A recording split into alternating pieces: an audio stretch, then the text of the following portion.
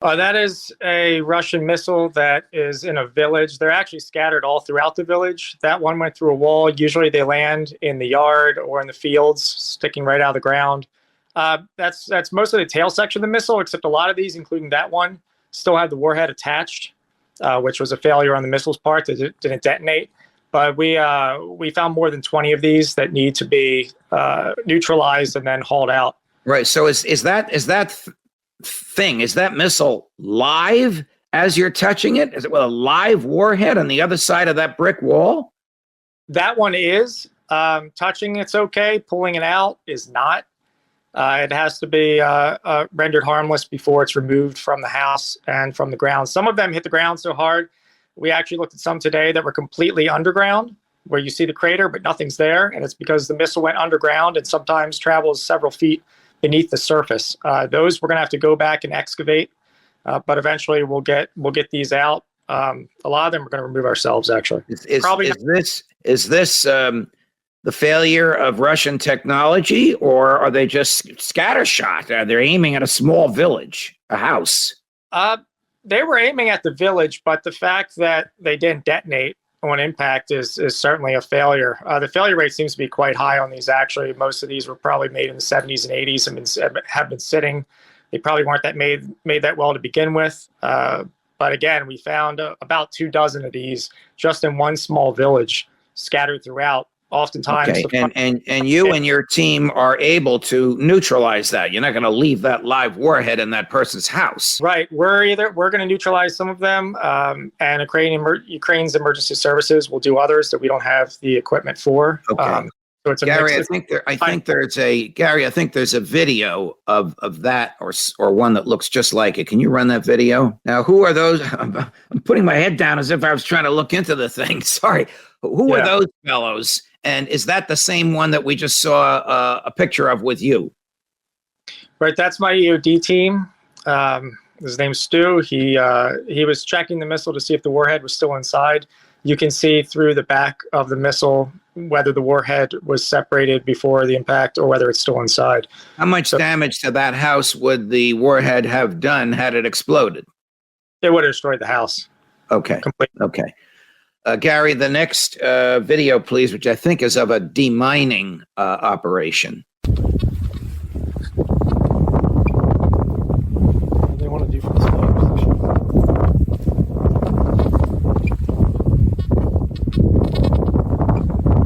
That's clear. Yeah. Right now, where is that, if you can tell us, and who are those guys and what were they doing? It's also in eastern Ukraine. That's my mining team again. They're sweeping for mines. So a lot of it is done by metal detector and just step by step looking for hits on mines. It's a very difficult thing to do because the area is covered with shrapnel, as a lot of this battlefield is. And you have to determine which hits are just shrapnel, which are mines, mark them, go back, excavate, and then decide whether render it safe, dig it up, or keep it in place and destroy it. Okay. We're going to show you now a video of what appears to be a detonation. And Matt and I have seen this, and for all of you wonderful folks watching, just be patient. Okay, what was that white stake with the red top, and then what did we witness towards the horizon in that video? Well, we used the stakes to mark mines and safe paths to walk through mines. The explosion was a collection of mostly anti-tank mines that we had found that then Ukraine Emergency Services put inside a pit and detonated. It was a massive explosion. We were several hundred meters away, and you could feel just a blast pass right over your skin, the pressure wave. But that was a mass detonation. We also sent a photo to you of several of the mines before they were detonated that goes with that. Right. Okay. So what are we looking at there? Are those Russian mines? Does that mean that Russian troops were physically there and physically implanted those things in the earth? Right. Those are Russian anti-tank mines. They're all over the place there. There's also anti-personnel mines. The explosion that you just saw was, I think, about 5 or 6 of those together in the pit with the explosive. They were actually detonated in what the Russians had used as a trench or as a fighting position dug in the ground that then we used for detonating. Now, what would set that off? I mean, what would happen if a human being stepped on it? Would it go off, or does it require metal, or does it require the type of pressure that only a tank would impose? That type of mine requires the amount of pressure of a vehicle. So a car or truck would set it off, completely destroy the vehicle, often completely destroy a tank as well. But there's also anti-personnel mines. They've also have anti-personnel mines with anti-lift, which are just designed to kill miners if they try to remove them out of the ground. So it's a very tricky spot. My mighty miners have said in their 20 years, each experience is the worst minefield they've ever been in. Gary, let's go to the next still. What are we looking at here, Matt? This is sweeping one of the fighting positions. That the Russians had that they put mines around for us to, hoping that as they fled, that Ukrainians would get killed stepping on the. All right. So are those your guys in uniforms that say EOD? Yes. And what does EOD stand for in English? Explosive Ordnance Disposal. And is that insignia on their shoulder patch? By the way, is one of them you? No, that's Stu and somebody we're cooperating with, Trevor. Okay. And the insignia on their shoulders, is that something recognized by the Ukraine troops and the Ukraine government, and even recognized by the Russians? EOD is the standard designation for explosive ordnance disposal. Beneath that is his Sons of Liberty International patch, which I hope the Russians have started to recognize and get to know real well, because we're not going anywhere. All right. Next still, Gary. What is that? That is another part of a missile being found within a building. Is that live, what that fellow has in his hands? No, I believe that's just part of the tail section. Okay. Next photo, Gary. All right. Well, that we've seen. All right. So I guess the process is never ending. You're in eastern Ukraine. You're looking for mines do you detonate them like the ones we saw that you were a few hundred meters away from at the time of the detonation? Or is there a safer, less violent way to neutralize them? Well, there's really three ways. We can neutralize it and remove it, which is the least preferred option. We can call Ukrainian Emergency Services, which have the explosives. And like they did there, they take several of the mines we find at once and destroy them. Or we can destroy them ourselves, which we actually did this week by a ballistic method using an M14 rifle and firing on them from a distance, which explodes them in place, which is actually our preferred method of doing it. Gary, can you put up the picture of the missile in the house where Matt is touching the tail end protruding from the house? There we go. What became of the live part, the unexploded live part of that, the part that's on the other side of the brick wall? That's still in there. That photo was taken earlier today. What we've been doing in that village is doing the survey. So a local official will take us around the village and show us where people have reported missiles, in that case through the house, or often just in the yard or in the fields. And we go to each location, mark the location, see if there's still a live explosive in it, take notes, and then we'll either deal with it or Ukraine Emergency Services will. All right, this may sound like a naive question, but I assume that in your team are explosive experts, people who know from looking at this thing whether it's still alive. Right, the EOD team are all explosive experts. In the earlier video, when one was looking inside, that's what he was examining the missile to see if it's safe or not. In that case, it's not. Very dangerous work you're doing. How close have you been to live fire, if you can tell us? There's artillery in the area. We hear artillery throughout the day. Really, for this particular mission, we did some training this week, but a lot of it is we are going through minefields and through villages and helping out with the landmine problem. We're going to be winding up more of our training soon. What is that, Matt? Those are the collection of anti-tank mines that we found that were the ones exploding in the large explosion in the video you showed earlier. All right, so you physically removed them from the earth and then compacted them together and then detonated them. Right, and then Ukraine Emergency Services came in with explosives to do the detonation. How dangerous is it to pull those things out of the earth and transport them to a ditch or a hole in the ground? It's dangerous removing them. The anti-tank mines aren't as dangerous transporting them a short distance to the pit, but they could always be rigged with traps. So the whole work is very dangerous. All right. What is the attitude, or are you able to get your finger on the pulse of the attitude of the Ukrainian people or the Ukrainian military? We'll start with the Ukrainian people. After 10 million of them have left, and we don't know how many are dead. Are they still have high morale for resisting the Russians, or do you have a different view of their stamina and their intentions? Morale is very high. Now the big question is people are looking forward to who does the offensive in spring. Is it going to be Russia? Is it going to be Ukraine? Both sides seem determined to do an offensive. It's a matter of who's more successful at doing it, or maybe offensives occur by both sides in different areas of the country. But that's the big question. But people are very optimistic because they know a lot of Western equipment's coming, tanks from the UK, Germany, and the United States. They think it'll be a game changer, and hopefully it will be.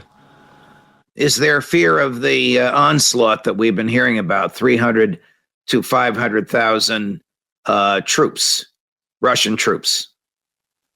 There's certainly a concern, but I mean, they look at fronts like Bakhmut, where I mean, it's Ukraine's clinging on a bit, but if there was going to be an onslaught, Russia would have put it there, and it hasn't happened. So I think that gives some encouragement that perhaps Russia isn't ready to do that, or Russia doesn't have the logistics to do it.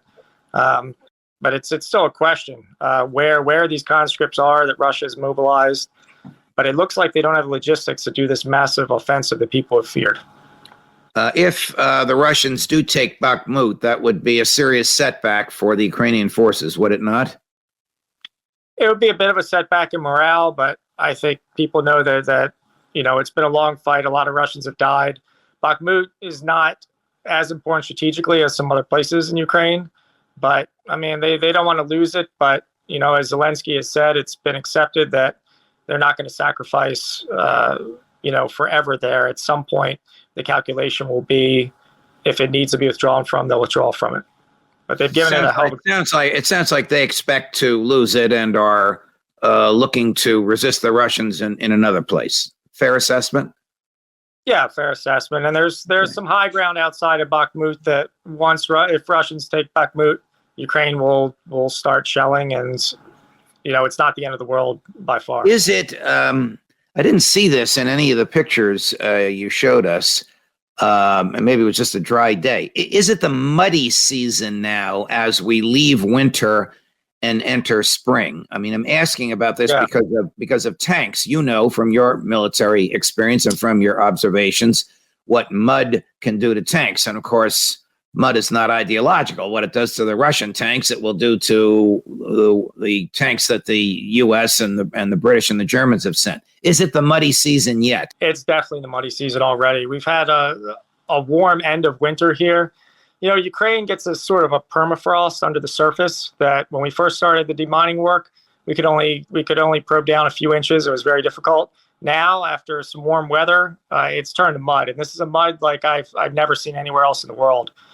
The amount of moisture in the Ukrainian soil is unbelievable. The mud gets, a foot deep in places. It's constantly all over the boots. Today we had to pull a press vehicle out of the mud using our truck. It's really on a whole other level. It's hard to even imagine. Really, it will take tracked vehicles, the tanks, the Bradleys.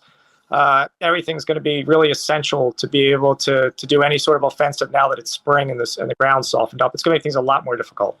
You mentioned a press vehicle. Are you working with Western journalists? Yeah, journalists come. We take them to what they want to see, help them out. Same thing we did during previous missions, what we did in Iraq as well. We also provide things like free rides, translation, housing for journalists. Okay, I won't use any proper names, but if you come across any of my buddies from Fox that I worked with for 24 years, give them my best.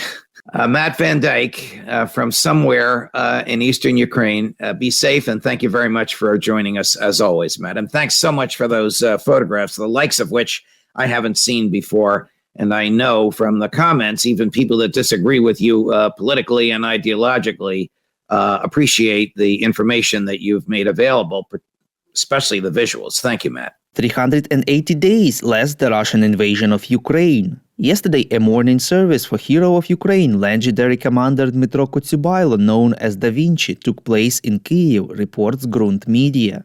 Commander of a battalion named after him, the Da Vinci Wolves, was killed in action near Bakhmut, Donetsk Oblast, on 7th of March. Thousands of people came to pay their respects, among them President of Ukraine Volodymyr Zelensky, Prime Minister of Finland Sanna Marin, who visited Kyiv at the time, Commander-in-Chief Valery Zaluzhny, Defense Minister Alexei Reznikov, the head of Defense Intelligence Agency Kyrylo Budanov, and many others.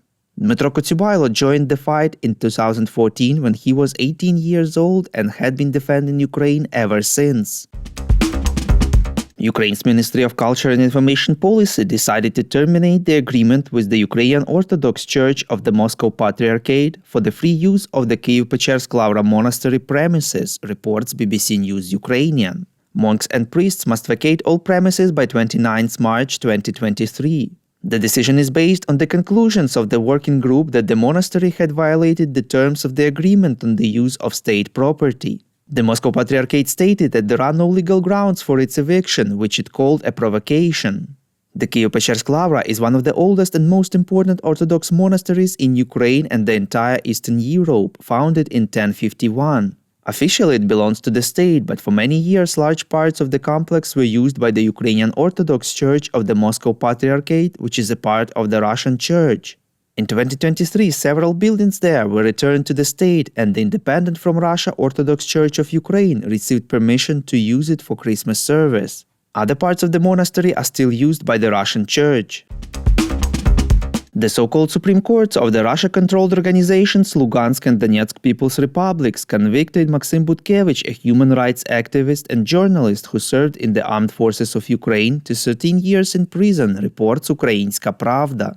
Along with Butkevich, courts have reportedly sentenced two more Ukrainians, Viktor Pokhazey and Vladislav Shel, to 8.5 and 18.5 years in jail, respectively. The terrorists accused the Ukrainians of ill treatment of civilians and the use of prohibited methods in armed conflict. Maxim Butkevich joined the armed forces of Ukraine in March 2022. He is a Ukrainian human rights activist and journalist and co-founder of the Zmina Human Rights Center and Hromadske Radio. Butkevich was captured by the Russians in June 2022. The Ministry of Foreign Affairs of Ukraine called the announced verdicts illegal and void and called on the international community to condemn the sentences. Prime Minister of Finland Sanna Marin met President of Ukraine Volodymyr Zelensky, reports Interfax Ukraine. She supported the idea of freezing and seizing Russian assets and transferring them to Ukraine. According to Marin, Finland backs the idea that Russia must pay the full price for aggression. The Prime Minister said that her country supports the efforts of the International Criminal Court, the Ukrainian authorities, and the creation of the International Center for the Prosecution of Crimes of Aggression in The Hague. She added that Finland announced a new package of 29 million euros to support the education system of Ukraine.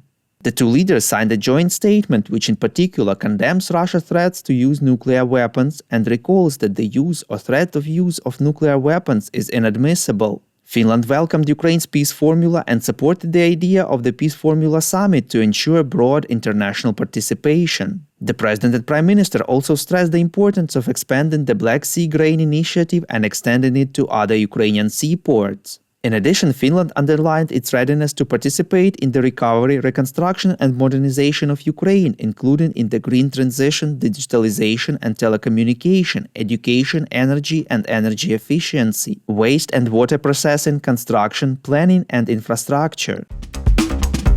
Norwegian Defense Minister Bjorn Gram also visited Ukraine and announced that Norway, in cooperation with the United States, will send 2 more NASAMS air defense systems to Ukraine, reports Radio Liberty. He added that Oslo will also train Ukrainian personnel in the maintenance and operation of the system. Last October, it was reported that the United States handed over 2 NASAMS systems to Ukraine. In addition, Canada last November announced the allocation of military assistance to Ukraine in the amount of $500 million, and a significant part of these funds went to the purchase of 1 unit of NASAMS and missiles for Ukraine. At the same time, the president of Ukraine said that Kyiv has started negotiations with Oslo on organizing training for Ukrainian pilots.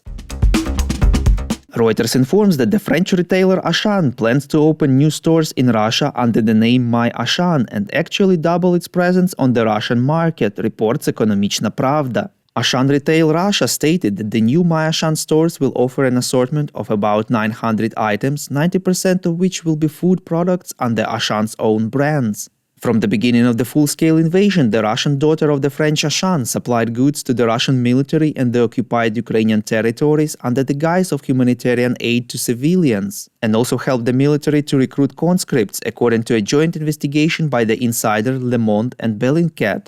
Auchan supermarket chain is one of the 10 largest foreign companies in Russia. The local market generates 11% of revenue for the parent Auchan Holding. Earlier, the general director of Auchan, Yves Claude, said that the chain will continue its work in Russia because it acts in the interests of the civilian population.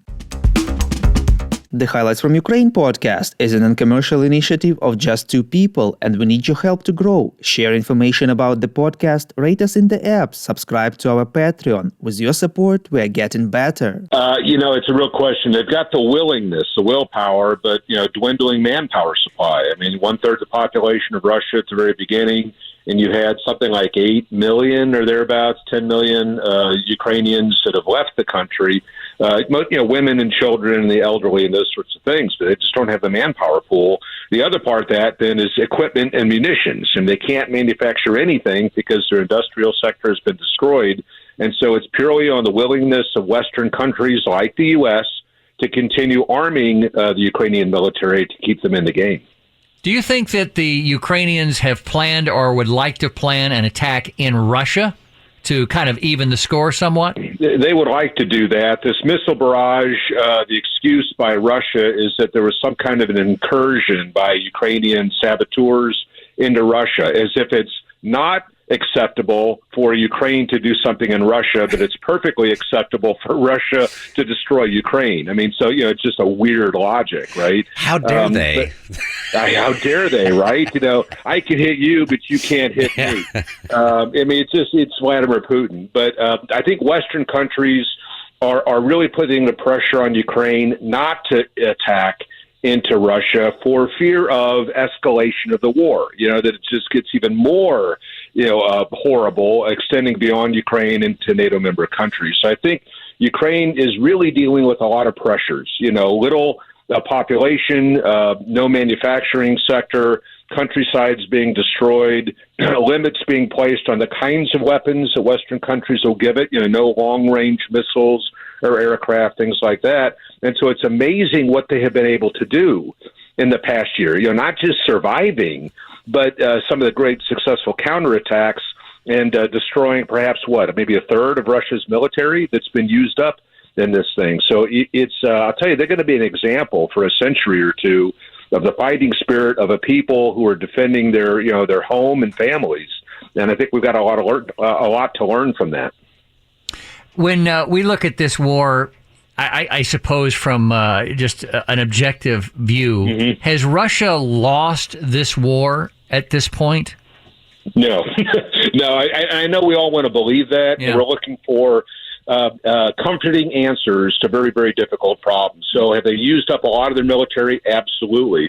But Putin has shifted their country to a wartime economy. The Lithuanian military intelligence chief has just said that their assessments, and they live right next door to Russia, right? He looked at them for a long, long time, that Russia can continue this war at current levels for probably 2 years with no external assistance. So, they continue getting support from Iran with drones and North Korea with artillery, ammunition, and if China decides to assist Russia, the Russia will just continue to overwhelm what Ukraine can defend against. So once wars start, they are very, very hard to stop. Passions mount, losses mount, a desire for revenge, continues. Putin has bet everything on this war to reclaim what he thinks is rightful Russian territory. Much more serious about this war than governments in the West. So we've got a really long, hard, bloody slog ahead of us. I mean, us, the Western world. unless you want to see a Russian win in the strategic sense. And that means seizing and holding these parts of Ukraine, to include the Black Sea coastline, which controls the Black Sea, industrial areas, and whetting his appetite that if military power works in Ukraine, why wouldn't it work in Moldova or Romania or the Baltic states, up there in the northern tier of Europe? So you would have a very muscular, war-experienced Russia that's a much more of a dominant factor in Europe if he ends up winning this thing. Dakota, we talked about the fact that the policy of appeasement is obviously not a good idea, especially with someone like Vladimir Putin. So then, how do you personally think this is going to end? My gut says Russia will end up winning in terms of permanent control of parts of Ukraine. That's what my gut says. My heart hopes that the United States and Great Britain and Poland continue to support the Ukrainians, and they're able to defeat Russian military forces on the battlefield. That would probably mean that Russia continues to control Crimea, which is that southern part of Ukraine sticking out into the Black Sea. But you can't predict war, right? So I'm seeing war fatigue on the western side. Germany only has 300 tanks in its entire army. In the Cold War, West Germany had 5,000. But of those 300, only 100 are operationally available. So what does that tell you, right? Ukraine is shooting as much artillery ammunition in 2 days as it takes the United States to produce in an entire month. And in 1 month, the Ukrainians are firing as much ammo as the entire Western world makes in an entire year. So it's revealing the reality, excuse me, of production capacity in the West that has been allowed to erode over the last 30 years since the end of the Cold War. So we just got a lot of really bad things that are being revealed in this war. We need to get serious about rearming, because it's not just the Soviet Union, it's a near-nuclear Iran, 2 weeks away from having enough highly enriched uranium for an atomic weapon, which obviously causes concern in Israel. And, you've been talking about what's going on over in China and its massive expansion. So the next 6 months are really going to be a pivotal